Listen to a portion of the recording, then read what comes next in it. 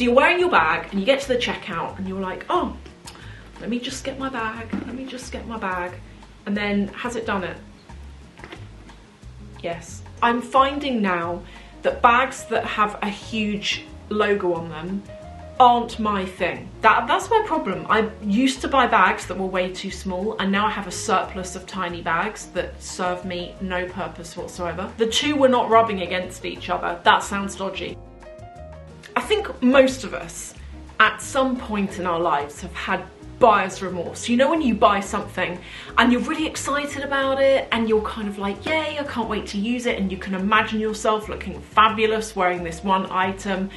Then you get it home and a few weeks pass and you're kind of left thinking, oh, kind of wish I didn't buy that. And that's what I've got with quite a few things. So I thought it could be quite fun to take a trip down memory lane. I'm going to share with you bags bags I wish I never bought. Oh my god, I have wasted so much money, and in the last couple of years this has been something about myself that I've become very aware that I used to do, which is to buy things that for various reasons I'm going to come on to, I didn't investigate them fully, and then I'd keep them beyond the return period. But also, who really wants to go back into a luxury boutique and ask for a refund? You know, even if you change your mind, I would feel very awkward doing that. So I end up keeping stuff out of a sense of being awkward. Anyway, the first thing that I massively regret, and I guess I have actually got a lot of wear out of this. It's not that I bought it and never used it. This has actually seen a lot of wear, but it's the Dior book tote. And I don't know, do I regret it? I didn't regret it at the time, and I've only come to regret it this year, 2025, or actually summer 2024, you know, when the scandal came out where it was divulged that it costs like $50 odd to make. And I kind of wasn't surprised about it because it's not the most complex bag in the world. Like, when you look at it really close up, it is what it is. But I went off it because I'm finding now that bags that have a huge logo on them aren't my thing. And I need to caveat this. I'm not saying that I'm never going to go and buy a bag again that has a logo on it. I will. I know I will. But what I mean is bags like this where the logo is so huge and it's got the monogram all over it, I'm kind of over them. So this was a bag that I used to use all the time. There's my little hand sanitizer, it's like a bunny. And I have not used this year. I switched to another bag, and this is sat doing not very much, and I might even sell it. I don't know, so I need to have a think about it. It's a great bag. Downsides to it are they're really heavy before you've even put anything in them. The book tote is a heavy bag. And yeah, just the ones that are in the oblique are faked. Like, there's fakes everywhere of them, and I know some of you are like, back off fakes. I like fakes. That's fine, you know, each their own, but I feel like it's kind of cheapened the bag. I feel like it feels like quite a cheap bag now. The next bag that I do regret buying is the Come On bag from Fendi. Now, some of you might remember, because I vlogged when I bought this. I love Fendi. God, they're nice in there. You can, you know, shop and just relax. They're so nice. They're just lovely. Fendi and Harrods are my particular favourite. Anyway, I went in there when this bag first launched, and I made a really big mistake with this bag. What is it that I don't like about it, that I regret? The size. This bag comes in, I think, 3 sizes. This is the smallest size. I think there is like a micro version, but this is the smallest size. And I made an error. It's too small for my requirements. Everything is way too, like, all of my stuff doesn't really fit this bag. And I really wish that I got the next size up, but I didn't, because I felt like the next size up looked like, you know, a sporran? You know, what kind of like Scottish guys with kilts wear, that sporran thing? I felt like the larger size looked like one of those, whereas this mini size just felt nicer. But it's a bag I don't reach for, it's a bag I don't use. It is brand new. I think I've worn this like once. In fact, I might not have even worn it. I think I just bought it and then got it home and thought, oh, it's too small. It's just too small. But do you know something? It's such a nice bag. It's such a nice bag. It's so well made as well. It's absolutely gorgeous. I just wish I got the larger size. I do like this colour. This was called Dove Grey, even though it's more of a taupe in my opinion. But I wish I got the medium size in the monogram. This bag is just a full-on nightmare. This is the Chanel Boy bag. I used to have 3 Chanel Boy bags, and this is the only one I have left because this kind of has sentimental value for me. It's a long story. But things that are awful about this bag, in my humble opinion, and again, feel free to disagree. First of all, they get a saggy bottom. They are prone to it, where this bottom bit pinches in. Can you see it's kind of like that middle section there is pinched in the center? And it's just because when you wear it over your shoulder, your arm naturally sort of like tucks into it, so it squishes it. And it's really annoying, but there's not really much you can do about it unless you just don't carry it that way. But even when you're handling the bag, like I'm just holding it like this, and because of the size of this bag, it does squidge in the middle. The other thing that drives me mad is, see that there are these 2 toggly bits on the crossbody strap. When you wear this bag, I actually don't want to do this to myself, but for all of you, I'm going to do it. Okay. So you're wearing your bag and you get to the checkout and you're like, oh, let me just get my bag, let me just get my bag. And then, has it done it? Yes. Your hair gets wrapped around those 2 toggles. And the amount of times I've been out and there's someone behind me in the queue, like wanting me to hurry up. And I'm at the front of the queue trying to pay, trying to check out, and the bag's caught in their hair and it's all got a soggy bottom and it's all just a nightmare, this bag. It's not a bag I enjoy. It's not a bag that I wear. But as I say, this is the last one that I have left out of the 3 that I've bought in my lifetime. The next bag that there are 2 bags that I regret that I don't own anymore. And I regret them because of a couple of things, but also because I lost so much money on them when I sold them. So the first one is the Bottega Jodie bag. I bought that, I don't know when, 2020. I remember COVID was on at the time, and I bought it because I wanted it so much, because I actually to this day still really love how that bag looks. I really like it. I love that slouchy nature of it. But I remember getting it and using it. I went to an event and I used it for this event, and I became aware pretty quickly on that it's a faff to zip up. So I was like not bothering. And I went out this one particular evening on another occasion, and my phone fell out of my bag, and someone had to come and tell me, like, your phone's on the floor. And it's because this bag is like a V shape. So it's like and it's very small and it's very narrow. So if you don't zip it closed because your stuff doesn't fit, because it's very small, it just spills out all over the place. And I sold that bag, and part of me does miss it, because as I say, I love the way it looked. I probably should have got a larger size, to be honest. That might have fixed the solution. But it's not, you know, I lost money on it. It was a brand new bag when I sold it. It was brand new. But I'm really pleased for the person who bought it, because they got an absolute steal. And I remember talking to them at the time, actually, the person that bought it, and you may be watching. If so, I hope you're enjoying your bag. But you were saying to me that you already had some others in different colours though, and you were used to the size of it and what have you. So for you, you just wanted to get it in black, like a classic colour. So I hope you're enjoying it. But yeah, for me, kind of wish I didn't get it. The other bag that I sold is from Goyard, and it's the mini Saigon. I regret this bag because, so I went into Goyard, right?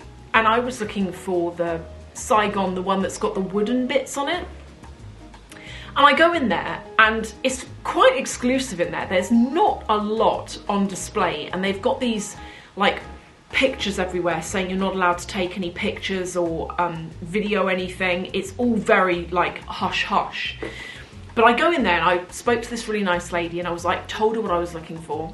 And she said, I don't have that bag you're after, but I've got another one. And I don't know whether this was part of the spiel or not, but she was like, oh, there's only like, I don't know, a couple left. Took me into this private room, like pulled a curtain around. It was very like, I was like, wow, this bag, like what is it, made of gold or something? Anyway, shows me this bag and it was so cute. And I will confess, I got pulled in. What am I saying? I did get pulled in. I wish I could have filmed it, but you couldn't film in there. I got pulled in by the hype that was created around this one bag, and the fact that I had to go into a special little corner of the shop with a curtain drawn and no one else was allowed to look at it, and there was only allegedly like a couple left or like one left or something. And I bought it, and then I got it home and I was just like, this bag is a nightmare. It was too small for a start. I've stopped doing this now, with the exception of that Come On bag, which I bought last year. I do now actually empty my stuff out and make sure it all fits in the bag before I buy it, but back then I didn't. So anyway, nothing fitted in it. And also, its weight ratio was off. The handle was quite heavy compared to the bag itself. And that's another bag I sold and lost money on. And I did think when I bought that bag, oh, I'm gonna be safe because it's this exclusive limited edition bag. No. You know, so often there are definitely bags that are without doubt investment pieces and their prices just keep going up. But there are other bags where, with the best will in the world, it's just not the case. And I hate losing money. So for me, whenever I sell something and I make a loss, I do shed a tear. But yeah, that kind of was like a disappointment. Moving on to Balenciaga. I've got 2 Balenciaga bags. I've had more in the past, but these are what I've got at the moment. And I low-key regret them. I'm gonna start with this. What is this? The City bag, I think it's called, the smallest size. My stuff actually does fit in this, and I do like this bag. But I regret it because I feel like it was overpriced for what it is. I remember buying it several years ago, and I used one of my Farfetch coupon codes. Do you remember they used to give me those discount codes, and I used to share them with you all? And you could get like 10% off stuff, and it was really good. Anyway, I got 10% off, so it would have been even more expensive, only I did get a discount. But I just feel that I paid too much money for this bag, and I know if I sold this now, this is a brand new bag. Look at that condition. I remember using this once when I went to Paris, and it sat in my cupboard pristine. The leather smells so good. It's a great bag, but I just feel like I've overpaid for what it is. And of course it's Balenciaga, so it's like problematic. But yeah, I don't know, it's not one that maybe I should start using it again. What do you all think about Balenciaga? Let me know. The other bag from Balenciaga that I do and don't regret is this. It's the Hourglass bag. I only regret this because of the colour. The colour caught my eye. It was in the shop window at Bicester Village. This bag was £1,200, so reduced down. And the colour, the turquoise shade, I saw it and I was like, oh, I had to have this bag. And I thought at the time that I could make this work. And probably if I really put my head to it, like, I probably could make it work, but it's not a bag that I find easy to style. It's very edgy, but the colour is a statement in its own right. And I struggled to make this work with an outfit. But here's the thing. This actually has never been used. Brand new, dust bag. It also comes with like a crossbody strap. It's a beautiful bag. It's absolutely beautiful. Like, look at the inside, look at that colour. It's got, you know, everything with it. But it would pain me. It's even got, look, matte black hardware on it. It's a gorgeous bag. But you know something? It would pain me to have to sell this for anything less than what I paid for it. It would pain me because it's brand new. And then my final two regrets, which probably won't be a big shock to those of you who watch, but it's these two from the Louis Vuitton Murakami collaboration. These are original bags from back in the day. And there's a twist. I do and I don't regret this. I actually really like this bag and I'm looking forward to using it when it warms up a bit and I can wear some like pastel-y colours to pull this into a look. But I am looking forward to using this. The only thing that kind of annoys me about it is I did pay a lot over for this bag, more than what it was worth. And I kind of didn't really realise at the time. I saw it in Japan and I Googled it when I was in the shop. I always do this. I thought I'm going to Google it because sometimes it's cheaper online. Couldn't find it anywhere. There were a few on Vestiaire Collective, but they were a little bit more expensive. So anyway, I decided, right, I'm going to get this bag. But you get the tax taken off in Japan, right? But you pay tax when you bring it back into the UK.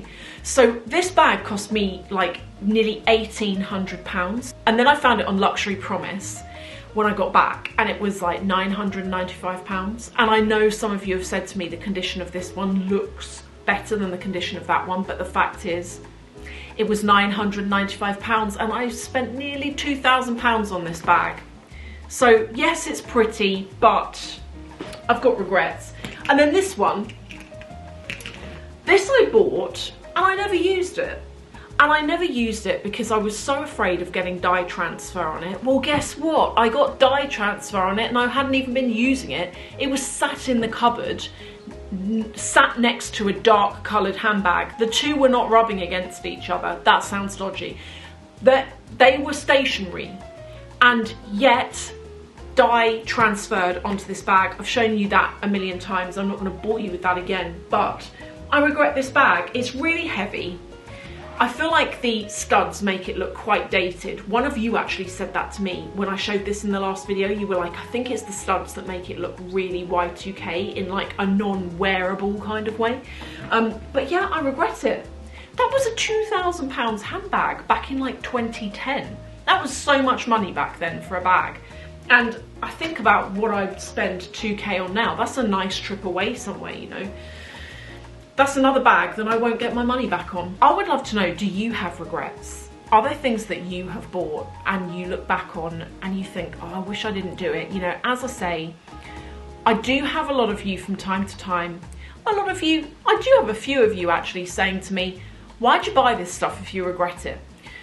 Tell you why, because with a lot of the stuff that I buy it and sometimes I use it straight away, but sometimes I like to save it. I like to put it on the shelf and look at it and enjoy it from afar before I use it and potentially damage it. And it's normally not until I start using it that I realise the drawbacks of it and the things that I don't like about it. And by that point, it's normally past the point of return where I can get a refund or exchange. But also, I wouldn't particularly want to walk into Chanel and ask for my money back on something. Unless something was broken, I wouldn't really want to do that. Just as an example. Again, you might feel differently. You might be someone who's like, no, I would have no problem doing that. And that's just me. I would feel a bit weird doing that. Anyway, I hope that you have enjoyed watching this video. Thank you all so much for watching and I will see you in the next one.